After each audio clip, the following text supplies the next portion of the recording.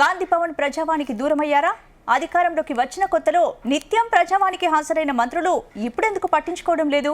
ఒకప్పుడు ప్రజావానికి మంచి మైలేజ్ వచ్చినా ఎందుకు వాయిదా వేశారు? కానీ ఇప్పుడు వాయిదా పడ్డ ప్రజావాణిని తిరిగి ప్రారంభించాలని హస్తం పార్టీ క్యాడర్ డిమాండ్ చేస్తోందా? ఇంతకు ప్రజల్లో ప్రజావాణి ప్రోగ్రాంపై ఎలాంటి చర్చ జరుగుతోంది? కాంగ్రెస్ పార్టీ వర్గాలు దీనిపై ఏమంటున్నాయి?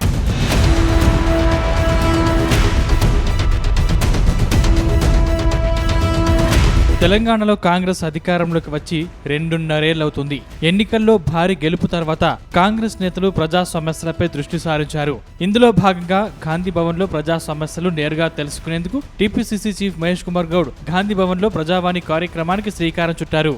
ముఖాముఖి ప్రోగ్రాంలో భాగంగా ప్రతిరోజు ఒక మంత్రి హాజరై ప్రజల నుంచి దరఖాస్తులు తీసుకునేలా రూపకల్పన చేశారు. మంత్రులు హాజరు కానప్పుడు ఎవరైనా ఎమ్మెల్యే, ఎమ్మెల్సీ, ఎంపీ, కార్పొరేషన్ చైర్మన్లు హాజరయ్యే విధంగా ముఖాముఖి ప్రోగ్రాంను బీసీసీ ప్లాన్ చేసింది. మొదట్లో ప్రతిరోజు గాంధీ భవన్ కు ఓ మంత్రి వచ్చి నేరుగా ప్రజా సమస్యలు విన్నాక వారి నుంచి వినతి పత్రాలు స్వీకరించారు. కానీ కొద్ది రోజులుగా గాంధీ భవన్ లో ప్రజావాణి కార్యక్రమం వాయిదా పడింది. దాంతో మంత్రుల్ని కలిసి తమ సమస్యలు చెప్పుకుందామని వచ్చిన ప్రజలు వాయిదా పడ్డ ప్రజావాణిని తిరిగి ప్రారంభించాలని కోరుతున్నారు.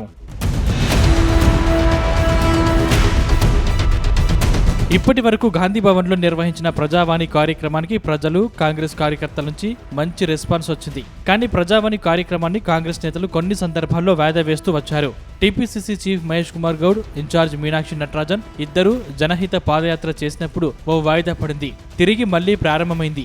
జూబ్లీహిల్స్ ఉప ఎన్నికల సమయంలో తిరిగి వాయిదా వేశారు. అప్పట్లో ముఖ్య నేతలకు ఉప ఎన్నికల బాధ్యతలు అప్పగించడంతో కొద్ది రోజులు వాయిదా వేశారు.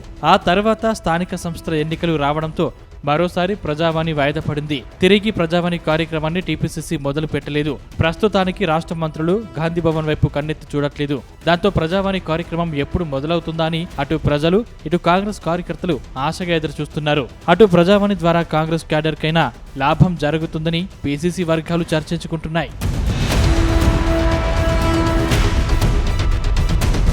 ప్రస్తుతానికి వాయిదా పడ్డ ప్రజావాణి కార్యక్రమాన్ని తిరిగి స్టార్ట్ చేయాలని కార్యకర్తల నుంచి డిమాండ్ వినిపిస్తుంది. తాత్కాలికంగా ఆగిన ప్రోగ్రాంను ప్రారంభించాలని హస్తం క్యాడర్ డిమాండ్ చేస్తోంది. దీంతో ప్రజావాణి కార్యక్రమాన్ని తిరిగి ప్రారంభం చేయాలని టీపీసీసీ పెద్దలు భావిస్తున్నారు. గాంధీ భవన్ లో అందుబాటులో ఉన్న ఎమ్మెల్యేలు లేదంటే మంత్రులతో తిరిగి ప్రజావాణి కార్యక్రమాన్ని ప్రారంభించడం ద్వారా రాష్ట్ర వ్యాప్తంగా ప్రజా సమస్యలు పరిష్కరించే అవకాశం ఉంటుందని పార్టీ వర్గాలు భావిస్తున్నాయట. అంతేకాదు, ఏదైనా సమస్యతో ప్రజలు లేదా కాంగ్రెస్ కార్యకర్తలు గాంధీ భవన్ కు వస్తే వారికి న్యాయం జరిగే అవకాశం ఉందని హస్తం పార్టీ ఆలోచిస్తోందట. దీంతో ఈ కార్యక్రమాన్ని తిరిగి కంటిన్యూ చేయాలని పీసీసీ డిసైడ్ అయిందని పార్టీ నేతలు చెబుతున్నారు.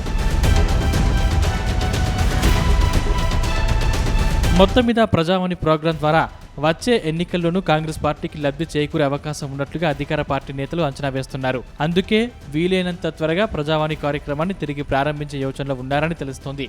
ఏదేమైనా వివిధ కారణాలతో వాయిదా పడిన ముఖాముఖి ప్రోగ్రాం తిరిగి త్వరలో ప్రారంభించేందుకు కాంగ్రెస్ పార్టీ రెడీ అవుతుందని పార్టీ వర్గాలు కన్ఫర్మ్ చేస్తున్నాయి.